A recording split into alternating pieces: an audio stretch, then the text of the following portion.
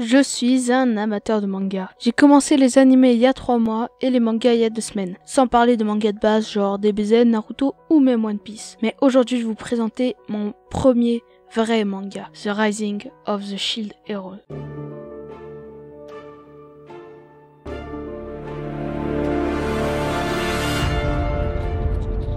Yo, c'est Obi, je suis en compagnie du youtubeur Emwe. Yo, je m'incruste. Aujourd'hui, on va pas parler d'un animé mais d'un manga. C'est The Rising of the Shield Heroes. The Rising est un manga action fantasy qui présente la vie de Naofumi après son arrivée dans un monde où tous les habitants vont lui cracher à la gueule. Allez, synopsis. Naofumi est un étudiant à la fac. Un jour, il se transporte dans un monde fantasy style MMO avec un livre. Il poursuit son aventure en étant le héros bouclier et en compagnie de Mine Sophia. En étant bien dans ce monde et s'amuse avec Mine, Naofumi se fait arnaquer. Mine l'avait dépouillé toutes ses habits et ses affaires. En faisant plus confiance à personne, il rencontre quelqu'un. Un vieux fou qui garde les semi-humains en esclavage. Il y rencontre Raftalia, une semi-renard de 10 ans qui grandit de chapitre en chapitre. Si vous voulez la suite, allez acheter le manga. Ce manga m'a tellement hypé que j'avais même pas fini le tome 3, que j'avais déjà acheté le tome 4 pour ne pas attendre et ne pas stresser en me disant est-ce que j'achète le prochain? Mais je pense quand même m'arrêter au tome 4 et lire la suite en scan. C'est le seinen de mes rêves, il répond à tous les thèmes que j'adore, action, aventure et fantasy. L'humour de son manga est assez bien, mais le principal c'est l'aventure. Je trouve ça original qu'ils ont mis un bouclier comme arme pour Naofumi et pas une grosse épée. Les créateurs de SAO, les Caradisians sont excellents et surtout les boobs! Même s'il y a juste un petit problème.